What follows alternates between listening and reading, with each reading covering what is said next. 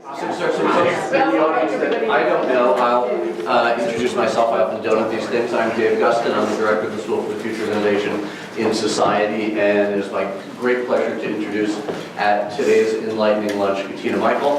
Katina is one of our newer faculty members, although given the qualities and intellectual perspective that she brings, it feels like she's been here forever because she has through her efforts, through her excitement, through her work with students and colleagues, through her intellect and commitment, she has sort of seamlessly moved into the space that we occupy in the School for the Future of Innovation in Society, and in collaboration with the School for Computing, Informatics, and Decision Systems Engineering. I really hate that transition. Decision Systems is really challenging. Where she is one of about a half dozen faculty that SFIS shares with schools within the Fulton Schools of Engineering. Katina is going to talk about public interest technologies, which really, under that label or under some other label, has been the core of her work really in engineering. And for those of you who have been following this, it's an emerging area that a number of philanthropies and universities across the country have come together recently to try to develop into a coherent field. And so, like sort of 2 generations ago, the Ford Foundation led the effort to create a field of public interest law that allowed lawyers who were being educated in law schools and thinking about careers to understand that there were pathways that they could take that did not lead to in-house counsel or corporate law offices. Similarly, Ford Foundation now is leading an effort to convince people who are interested in technology and innovation that there are pathways to serve the public interest. So without further ado, Katina.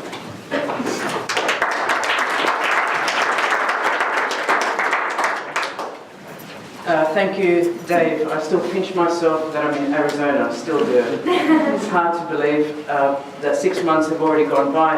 And so when I was asked to speak on this wonderful sort of series, the Enlightening Lunches, I said to Dave, what should I speak on? Do you have any preferences? He said, public interest technology. And I said to him, do you mean public interest technology? Or public interest technology?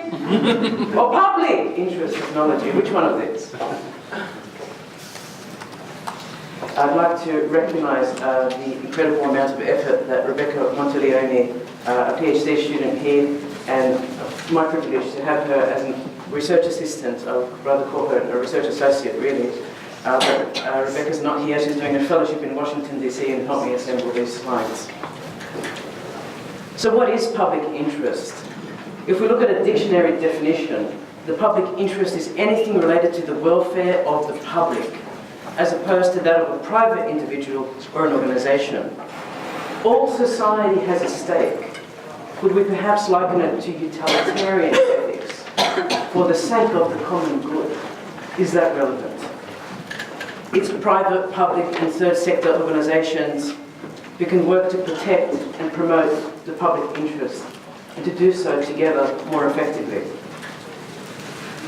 In terms of New America's definition, we see that public interest technology is a field dedicated to leveraging technology to support public interest organizations and the people they serve. So what is a public interest organization? Might it be non-government organizations, advocacy groups, lobbyists, actionists, those who care for justice in all of its facets? Could it be not-for-profits? And what kinds of technologies could we work together to establish a needs assessment for and then create and roll out? What do NGOs require to have a more powerful voice at the table when they are often going against large transnational corporates with manifold more resources in terms of human resources and money? Another definition by an acquaintance of mine and my husband's, Grish Schneier, who has begun the fantastic page we should have an entry on, publicinteresttech.com. He says public interest technologies are people who combine their technological expertise with a public interest focus. either by working on technology policy, working on a tech project with a public benefit, or working as a more traditional technologist for an organisation with a public interest focus. Public interest technology isn't one thing, it's many things. I love this definition. And I would say at the School for the Future of Innovation in Society, all of us fall into at least one of these sub-definitions. We either have technological expertise with a public interest focus, or we work on tech policy, or we are working on a tech project with a public benefit, or we're working as a more traditional technologist for an organisation, perhaps if we look at those board fellowships where people can go and spend time there for a year on technology-related projects. So it's not one thing. And in its nascent stage, in terms of at least the field of study, we can make it what we want it to be. There's no textbook definition here that's accurate. At the same time, we need to acknowledge that public interest is not something that has just begun. It began since time began.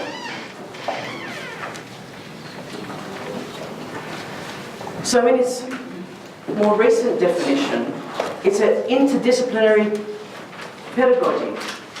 It's a philosophy, a way of doing things, an approach. You can't teach PIT in one single course and say, that's it, I'm PIT certified. Go on your way and be merry. PIT requires a philosophical approach to the way we do things. There must be a reason. There must be a public good or public benefit to come from the research and the training that we do. Perhaps it's an ethic for professional behaviour. You know, what happens when you join a firm? They put you through, you know, a very short orientation period. Often that means filling out all these policy documents that you later realise what they're really about. But ongoing training is lacking in many of, even our large transnational companies. Yes, we gave them the training when they came in. We have their signed signature on the policy document. But when do we go back? And how do we integrate this approach in our core values and beliefs? Why we exist? And we have lived until now predominantly to understand corporate as being a profit maximization endeavor. We exist for either profit maximization or sales maximization. But where is it that we serve our customers for the needs that they have? And so PIT is a reorientation, as Darshan Karwat calls it, a re-engineering, a reorientation about why we are where we are and how we relate to one another and collaborate. It's a sector of employment that's emerging. And I'll demonstrate to you later in this seminar how fast it's growing. And it includes scientists, engineers, policymakers, corporate leaders, field experts, activists, and more. Working together, jostling together, learning together, listening more, and acting. But do we get paid in industry to act on behalf of the public interest? And should we be? So what's changed? Well, technology is becoming increasingly integral to our lives. So technology becomes intertwined with the public interest.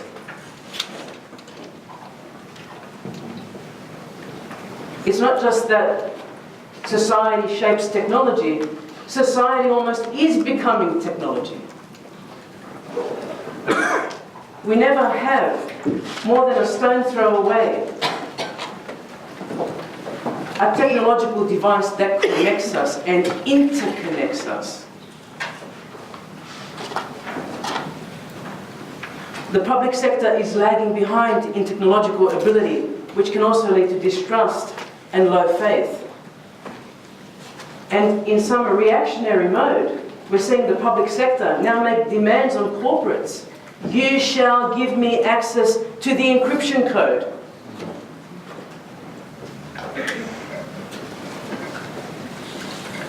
The Access and Assistance Act in Australia has demanded, as of December last year, that any company who does not comply with a technological or technical capability notice by the government will be fined. Do we know how much? No, we don't. So the public sector, in a rush to be reactionary and to have the upper hand, says, you know what, Google, you have too much information, we don't have enough. We are going to make you comply to A, B, or C. And we have a whole legislative process that is occurring. We also have technologies that are undergoing soft regulation, soft laws, so that they can be integrated quickly, because laws lag far behind technology. And case law in particular waits for precedent. Technology for the public interest, how do we improve civic operations? And public interest for technology, protecting the rights of citizens in the face of emerging technologies.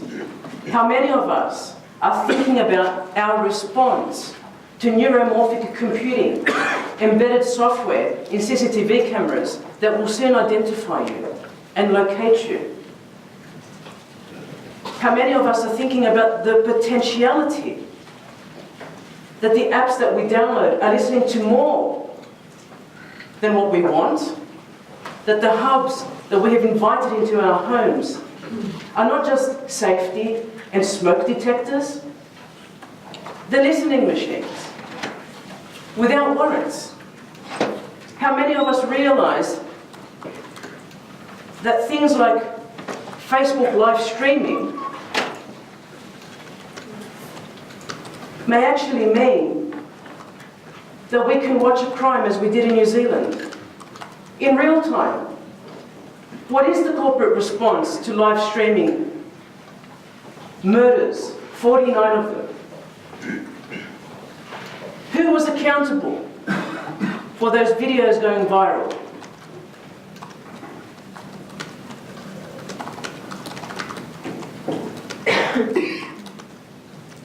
Soon, direct evidence will be required by law enforcement. You'll be receiving a subpoena to say, we know the mobile phone you own was located near a scene of a crime. Do you have evidence?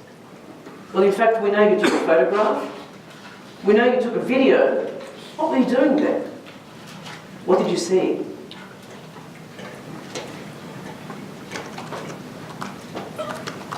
So why now? Technologists and students interested in public interest find training inadequate.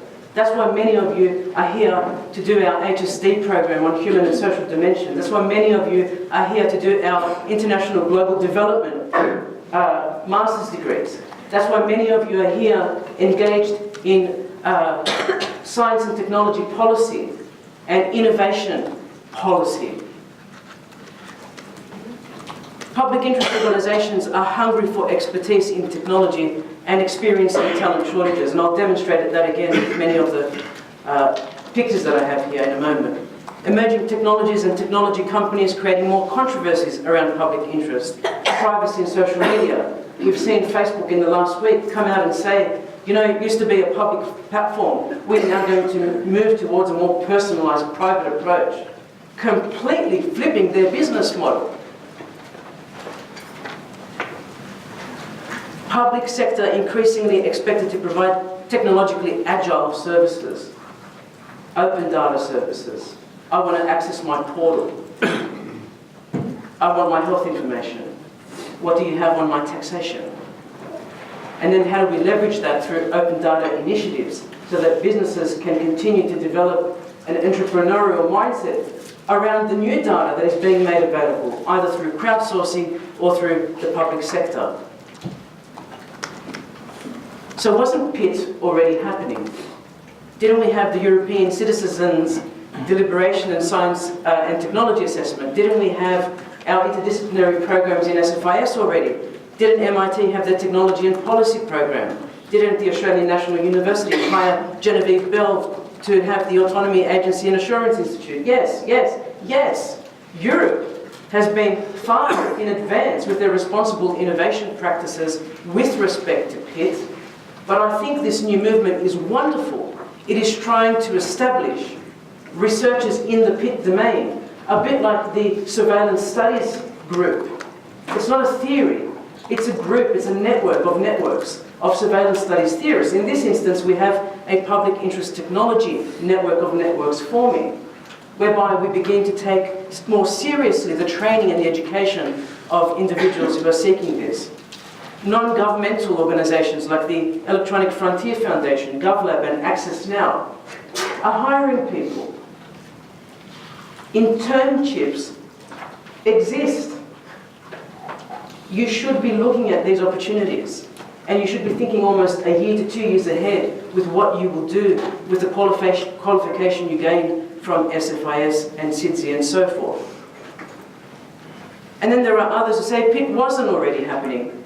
There was a failure to skills match in the public sector. There was a siloing of disciplines in universities. I came from one of those universities who were attempting global challenges to overcome the silos of the degree offerings, where we had the requirement for at least 3 different members, 3 different researchers from more than 3 faculties to come together. But here we're trying to do it implicitly within the curriculum to bring together faculty and researchers from various schools of thought, including the social sciences, science and technology policy, law, communications and management. Public work often is not seen as so prestigious. So much PIT work is currently done by volunteers, unpaid. They're deemed non-professionals, and they're usually via informal networks. I'm part of one of these wonderful networks, the Australian Privacy Foundation. I receive dozens of emails every day regarding issues occurring in Australia that require my expertise. We have a large board, and there's constant communication. How should we approach this new legislative change? What kind of submission do we do? Do we go to the Senate hearing? Do we present at the Senate hearing as expert evidence? How do we get engaged? What kind of media campaign, media policy are we going to launch around this new legal and technological innovation? How do a dozen people in the core board membership react to a whole public sector, the government, and the different agencies we are studying? And then we have to think, is PIT the same as corporate social responsibility? Bruce Schneier himself was an award winner of one of these CSR awards, the Norbert Wiener Award. And so was Mark Ronenberg from EPIC. So we're starting to see some relationship with corporate responsibility. But from a cynical perspective, PIT may appear to be a smokescreen, perhaps, for Silicon Valley and other technology companies to win cultural cash. You know, we're out there, we're ahead, we're doing PIT, you know, continue to buy from us. What happens if consumers begin to stamp their claims with their pockets? I walk away because you're not PIT. You're money hungry, you're data hungry, you're third-party selling hungry, you're value-added services, which I don't want, hungry, you're recommender system hungry, you're filter bubble hungry. But I believe in my heart of hearts, this is an earnest response by the tech sector to say, we are listening to you, consumers. And if we don't listen to you, we are in trouble. We saw what happened in the aftermath of the Facebook Cambridge Analytica scandal, when market capital of Facebook was slashed twice, not once, bounced back and went back down again. Some interesting response from Facebook in terms of who they are hiring now. Privacy specialists, surprise, surprise. So there is an earnest response. There is an investment in staff and skills and people that can help them with these projects. What makes PIT different? It's a public-private third sector opportunities and partnerships endeavour. It can be initiated by individuals, organisations and universities and many more with various perspectives. It's proactive rather than reactive, as corporate social responsibility often is. And CSR has more to do with compliance and checklists. PIT is more. So who's behind the PIC push? We have a fellow here, Eric Johnson, who's a MacArthur Foundation scholar, the Aspen Institute, the Knight Foundation, Tor, many of you would know this, who are working in related areas to the internet and the right to have encryption, Open Society Foundations, American Civil Liberties Unions, and there are civil liberty unions across the world, like Australia's one, New America, the CDT, Ford Foundation, and many more. Mozilla, I should mention.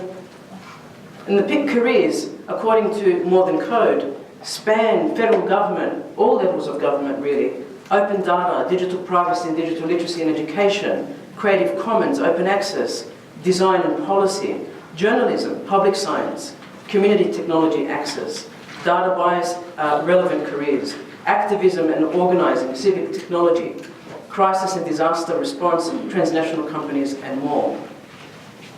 So I decided this morning to spend about 3 hours going through systematically. Because if we are going to offer a PIC curriculum, there have to be jobs at the end of it.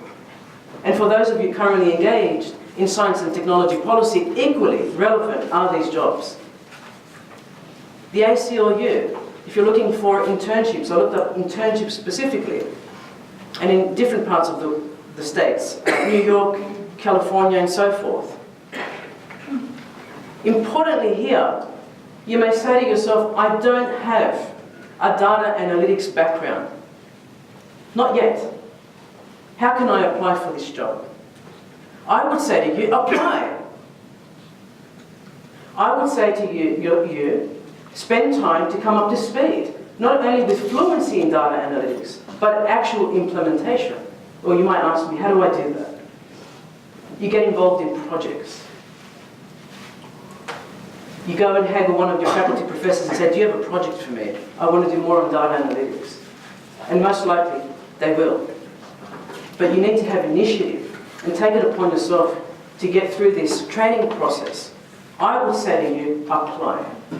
Because what you have is what others don't have. So would I rather hire a technologist who actually is an expert in data analytics, or would I rather hire someone that actually understands the whole premise behind why we need to be careful with data analytics? Someone who shows thinking out of the box approaches. You have the science and policy and politics background. Apply. Epic. I just thought the first words were interesting. Internet public interest opportunities. Internet public interest opportunities.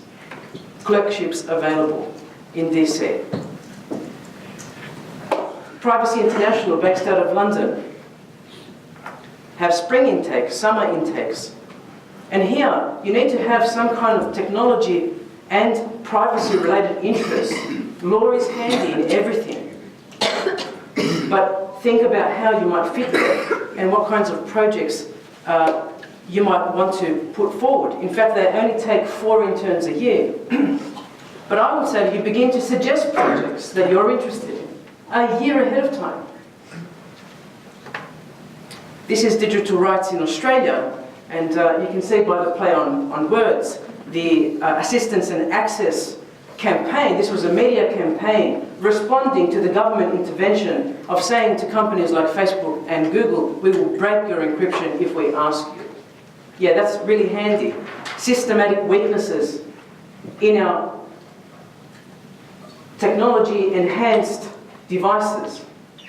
When Apple spends their whole mission to create private communications, we go and ask them to kill their brand by unlocking their iOS. Amnesty International buckets their jobs in campaigns and communications, right? International foreign policy. Or maybe many people here would be in the research area, but also in global operations or governance. Keep a watch on these things. Access Now here in the States. I want people with digital rights and human rights. What a crazy mix. We're crazy. That's what we want. Digital rights and human rights. Culture matters. And the other jobs and internships on that. Liberty and human rights in the UK.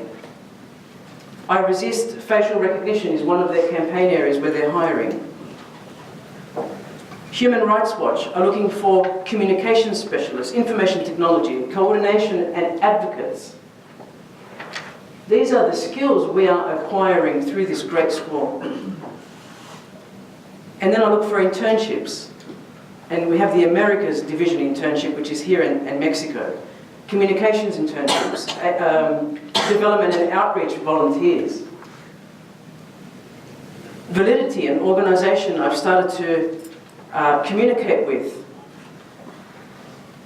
You know, you'd think we were more humane today than we were 100 years ago, when we used to lock away those who were suffering and coping with mental illness. Well, they have an End Cage Beds campaign, because there are individuals in this world, as recently as 2014, in Czechoslovakia and Italy, because they were suffering, who were locked in cage beds like animals. How do we engage these NGOs that need help? The Nuffield Council on Bioethics. This wonderful lady who has begun 5 Rights, Baroness Beeben Kidron, who's asked me to look at how do you create a child impact assessment. I need help. I can't do it on myself. Child impacts assessment on digital rights, really. Giving children a voice on the internet, collaborating, publishing research and sharing knowledge is the aims of the 5 Rights Foundation.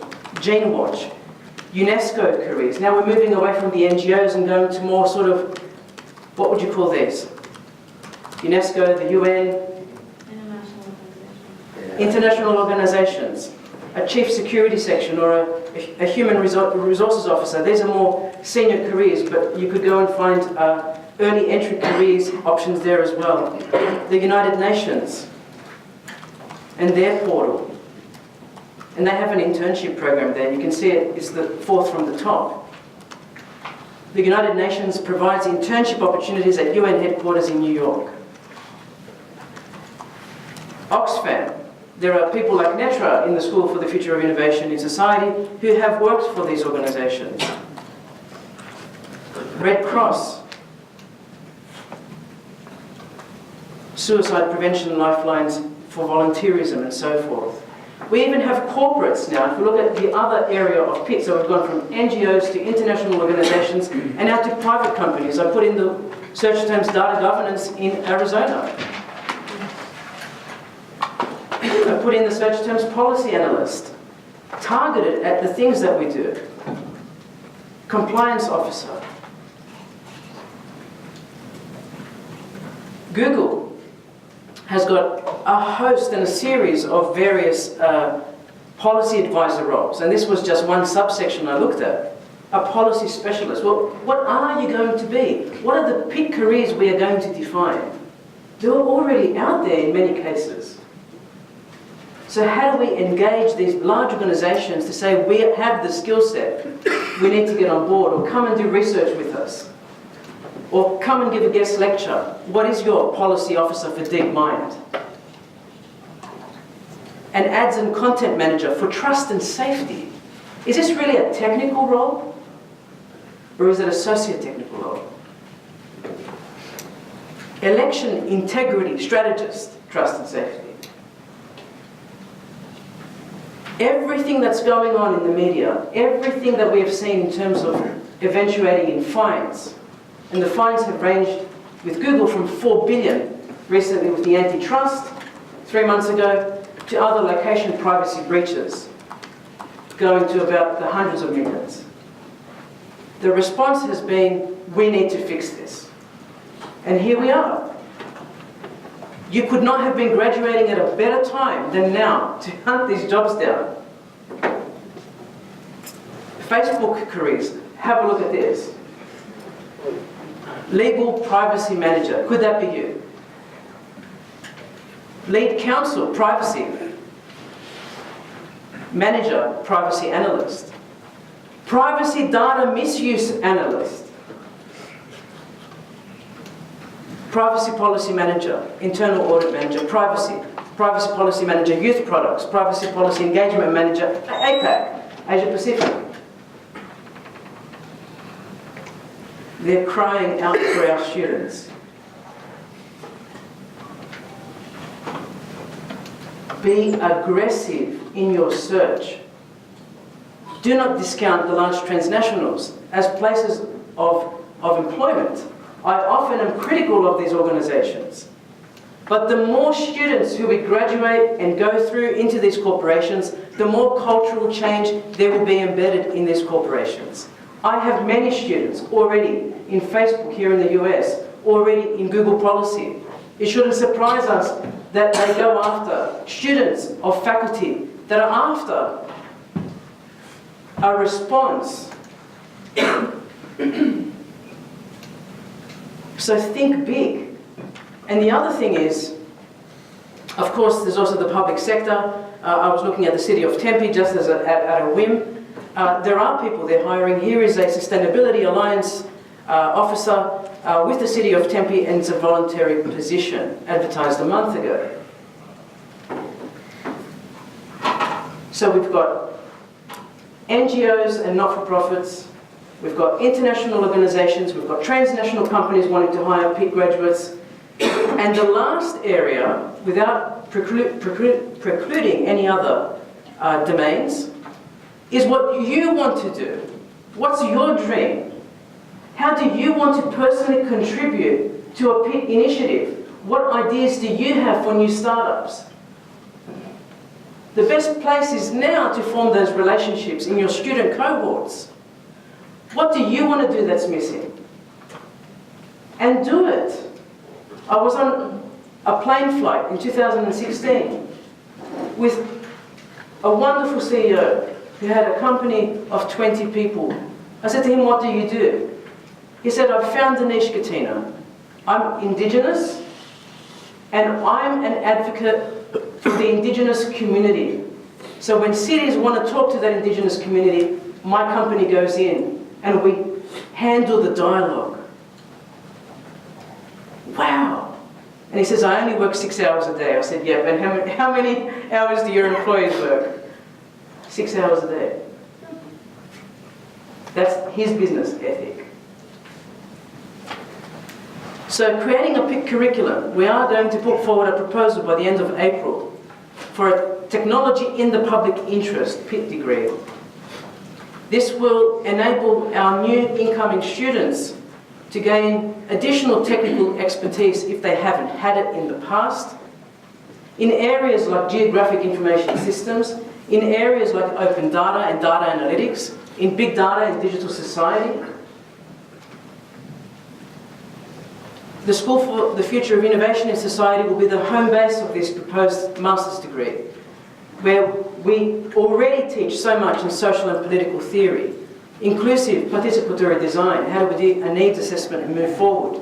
Law, technology and society, as we've seen in those job ads, are required.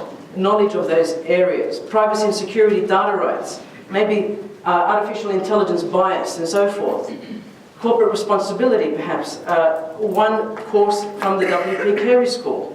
And then a very innovative public engagement and outreach course where we are teaching people about media campaigns and how you do reach the masses through technology and what is an effective media campaign. Inclusive of the curriculum will be a practicum, internships and other applied opportunities. So it's not just teaching several different disciplines, but blending the curricula within those courses and hoping not only that we'll have virtual teams, as it will be an online program, but it'll integrate in assessments, disciplines and skill sets so that there's cross-fertilization. So it's not a single course, it's embedded throughout the courses. Here were my very rapid notes a few weeks after Dave Gustin requested that I look into public interest technology, and I kept thinking, projects in the real world. Well, I can't define what those projects are. There needs to be a needs assessment. That's what we've been so critical about. The build and they will come mentality, the push technology mentality, the fact that we have more and more shiny, glitzy objects on our desks every single day.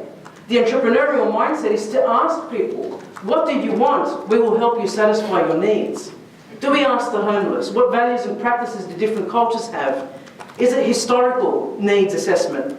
Are we reaching out to the disabled, those suffering from mental health issues, migrants, single parents who are looking after children who are unwell, the middle and upper income, First Nations peoples, the addicted? What are we doing? Why are we doing it?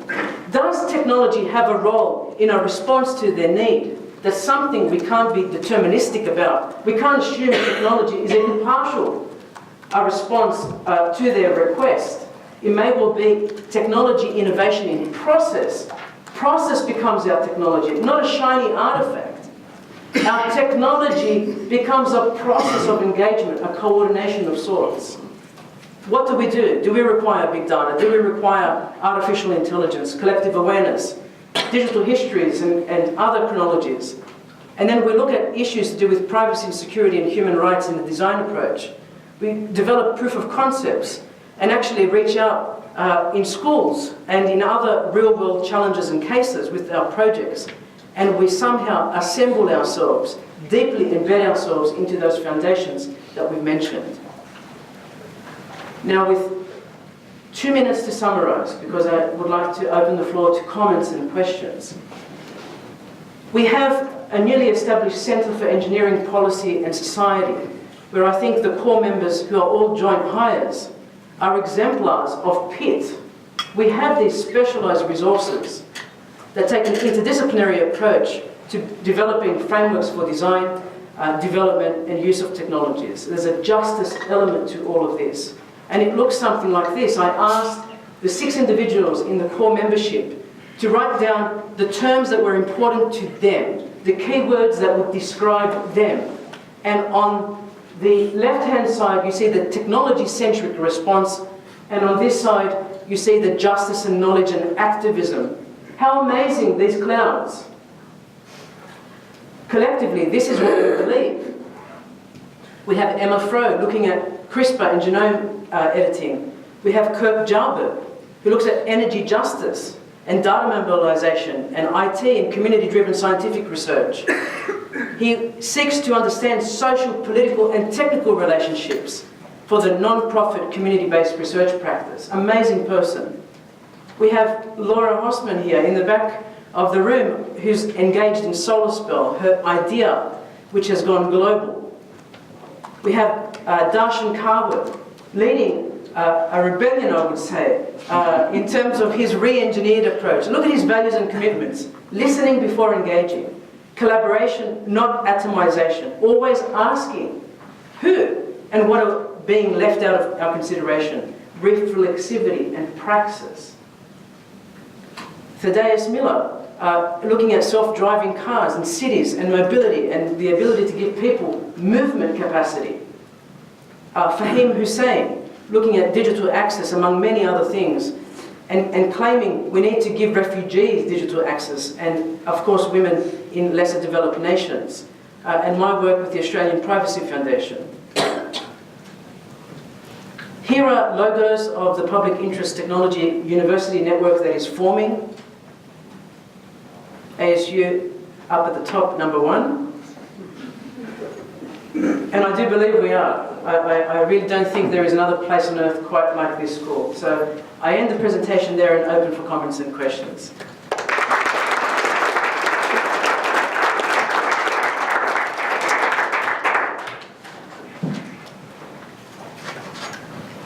There's a mic here. Can we perhaps, do we need to? Yes. Gavin. Great talk, yeah. You know, I appreciate your work, and to tell you the honest truth, that if it were not for you and your energy and your commitment to this area, we wouldn't have a prayer fulfilling our assignment to develop a degree here. So thank you very much. Well, one of the things that I have thought of, and you and I have talked about it a little bit, with regard to PIT, is that there is an anti-PIT community out there. And, you know, I think it's probably just sort of dismissing it as self-interested corporate social responsibility BS.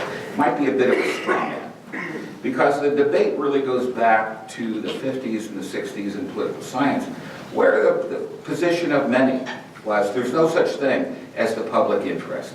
This is an appeal that people with interest make. And so as a consequence, we're doing the same thing. We have an interest, we have a perspective, we have a way of looking at it, and we are claiming the public interest for it. We're going to have to respond to that in some way as we put together this curriculum. So how would you answer that in a way other than to sort of regard it in the cynical way that you suggested? So firstly, Gary, thank you for saying that I have propelled this forward, but I think the truth is Gary has been the one behind the scenes who's been so generous with his time and energy, and I think had it not been for you, we wouldn't be at the point that we are, where we could submit a proposal. Secondly, to respond to Gary's excellent comment, about a month ago, I found myself connecting with another researcher from Drexel University, Gwen Ottinger, to write a concise response to the developments of PIT for the conversation. The first draft that I shared just with Gwen perhaps will never see the day of light, because in my energy to write it out, I was personally deeply cynical. And so here I am flying the PIT flag. How wonderful would it be to have a conversation piece which kicked PIT in the guts? I think we don't know what the public interest is until we ask.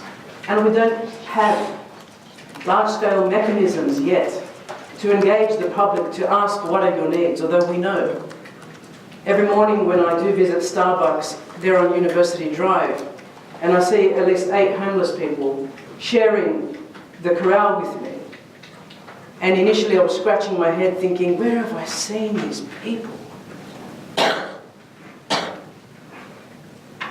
And I've seen them on the street.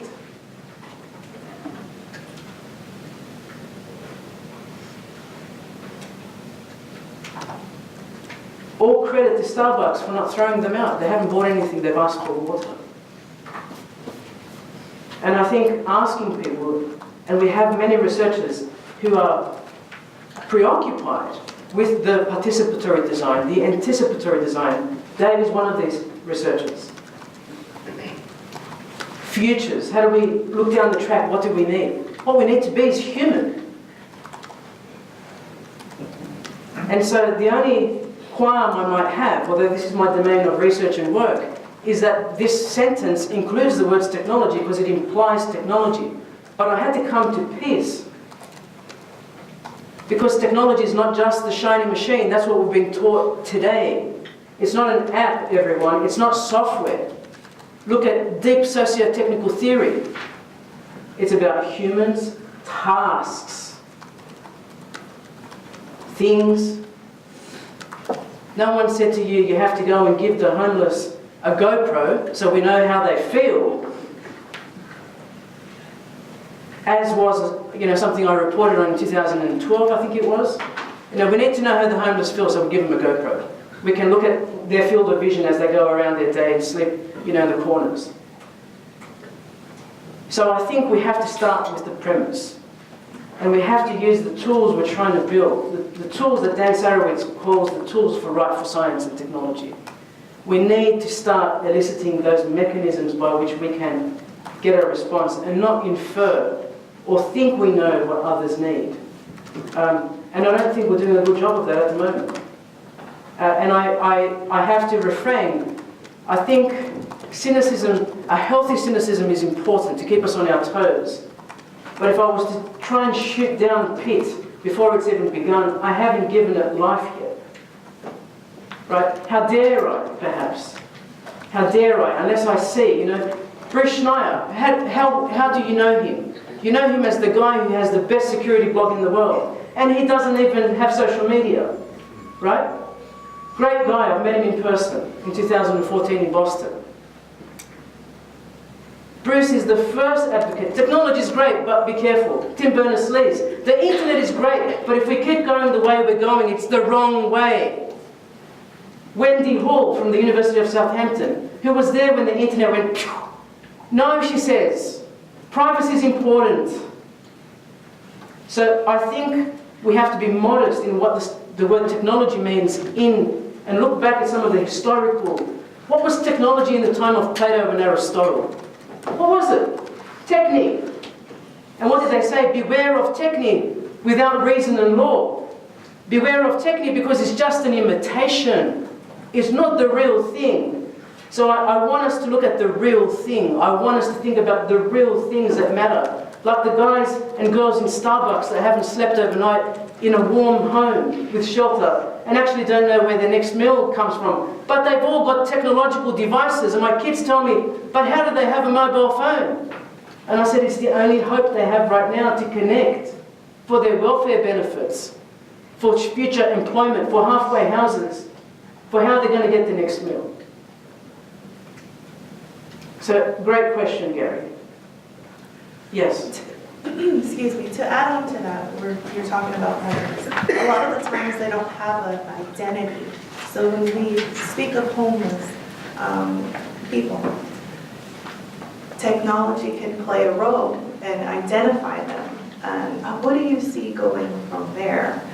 Do you think maybe having like a digital footprint, or what type of research would you see going from that standpoint? Great question. In the European Commission is a friend of mine. Her surname is Katina. And she's thinking about this for developing nations. How do we give people an identity? Other friends of mine are working to give Somalians an identity so they can vote. And we have to understand the very fine nuances here. What happens when we give an identity to some people? Well, in Somalia, it may be dangerous to do so. There are clans, there are tribes. And voting is usually very much clan-based. How dare you have an individual thought that you'll vote for someone? So in our rush to give people identities, we mustn't forget that some will be harmed by giving them identities. One of the most critical things that I saw on the internet in the last 3 months was the company Palantir, who serves to identify for many law enforcement organizations like the NYPD and the LAPD. They provide a mechanism by which they can data mine for criminals and understand hotspots. And they have rating systems, right, embedded in the software, because that's the only mechanism that the police have understood to use. So they wait till somebody reaches 150 points in a short time, and then they're arrested. Well, that same software was being used for a developed nation. We are using Palantir software now in a different context. But hang on. One is crime and one is citizenry. In the one hand, we need to give back refugees' identities because their passports and citizen ID cards have been stolen and they have no name, they have no place.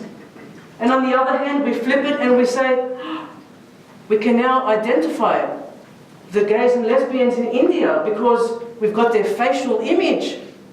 And by looking at their facial image, we can make an 80% prediction that's accurate that someone is LGBT, and shame on you. You know, we'll out you. In fact, what if you don't even have fingerprints? You're an untouchable in India. You can't even qualify for the Aadhaar system because you've spent your life in muck, in other people's sewage, wiping it up, and you have no fingerprints. So ID for who? ID for where? But we have to fix this problem. I just don't know how. People are looking at digital trust issues. The use of biometrics, which are unique to every individual. Once you give them away, that's it, you've given them away. We've given them away to the US government. That's how I come into the country. I know many privacy advocates who won't dare come to the United States because they have to give their fingerprints away. I talk to these people, but if we're serious and we look at a long term, I think we need some kind of trusted solution. And it may well come back down to this. The digital fingerprint is stored privately on my own. It's called CAVE, C-A-V-E, through a system. I have access to it. I decide when I want to use and authenticate myself. It's mine. So we're seeing this toing and froing, but really I'm worried about the mass trials and rollouts of these systems that have never been tested, more than 50 million people, and we've hit India, who has more than 1 billion. How do we know it works? Asymmetrical issues will arise. The one person in the village, I have no access because it doesn't recognize who I am. But it's me, really, it's me. Look, I've given you my fingerprints, it's me. No, I'm sorry, the system locks you out. You're not you, false positive. Or false negative in this case. You're a false negative. Another question, yes. I guess the opposite side of that coin, and one of the methods, at least in Europe, I know they're trying to address some of what you were just talking about, is this right to be forgotten. So what are some of the risks involved, and how far should that extend? I can imagine like public officials, like election people, will want to know about them and about their past or criminal investigation. So it seems a tenuous line to walk, how forgotten people should be allowed to be.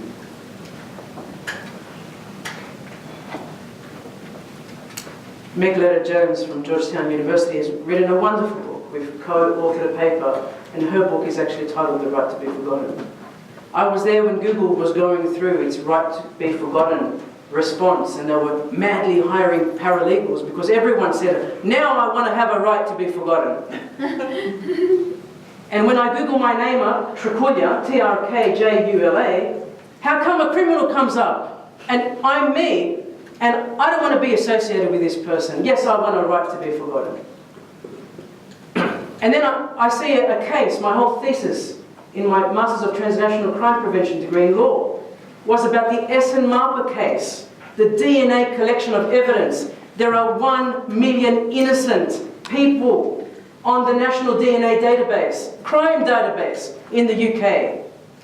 You can throw a piece of paper on the ground and that warrants them to collect your DNA. Well, Mr. S was only 11 and Mr. Marper had a case dropped against him, but their DNA was still stored on the DNA database. They said, I want my right to be forgotten. And many people don't realize this. The right to be forgotten came out in the DNA case of 2007, 8, 9, not in the internet world.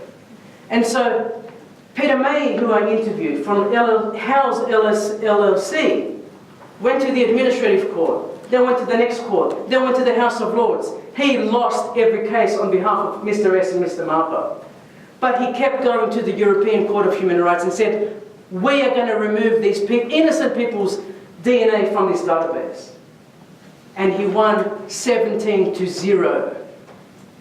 So, EU goes back to the House of Lords and goes back to Britain and says, well, there's a supranational law here. You've lost. We overrule. And so Mr. S and Mr. Marper returned to the UK, and Peter May is very happy. But he said, Katina, they still asked for a letter to the local Metropolitan Constabulary. They had to write a letter individually saying, I request my DNA to be removed. And what happened thereafter? I said to Peter May, did all the other innocents automatically come off the database? No, Katina. The right to be forgotten, no, they had to write letters. So what if they didn't know about the ruling? Oh well. So 2 of the 1 million people got off.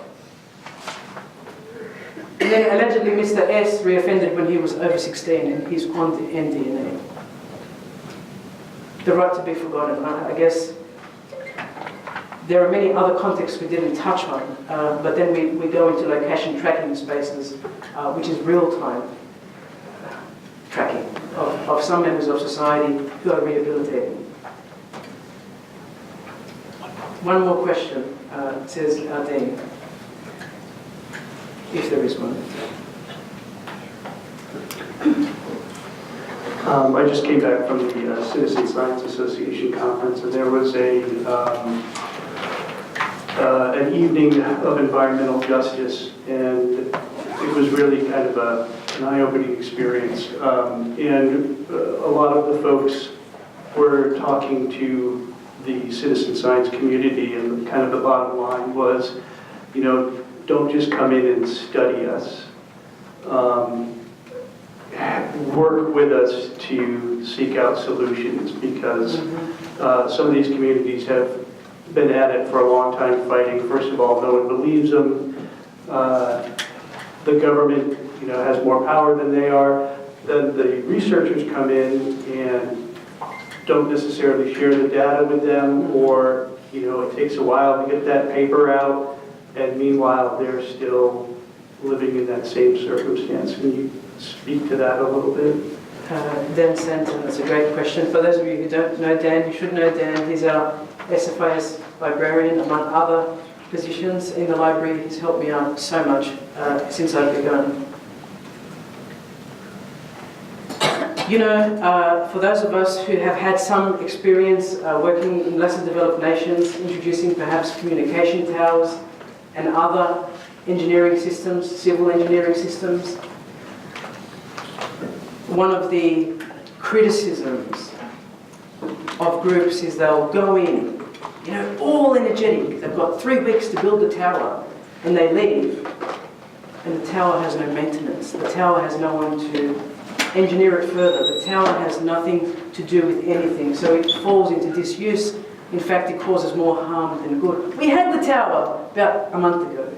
The tower doesn't work anymore. And so this criticism, I think, on an ethical perspective of our human research subjects as we're going through ethics clearance with the IRB, we need to remember it's more participatory and more action research and more participant observer than just observer. And we have to remember that our life world is this. It's multifaceted. You are just not an SFIS professor. You are just not an SFIS PhD candidate. You are just not working for organization X and Y. You have a life world and it's dual. Maybe it's 3 or 4. Some of you are parents. Some of you are siblings. Some of you are community-based volunteers, but all of you are citizens. And so the citizen scientists are correct. When we engage with these projects, we have a responsibility as researchers to continue and have ongoing, to actually worry perhaps less about the paper outcome and more about the real outcome. Although that's slowly morphing and changing as we have people to guide us through that process, where more meaningful results in society count for then a high peer-reviewed publication. I hope that comes to answering part of your question, but it's a great response. And there I'll end it. And thank you, everyone, for coming today.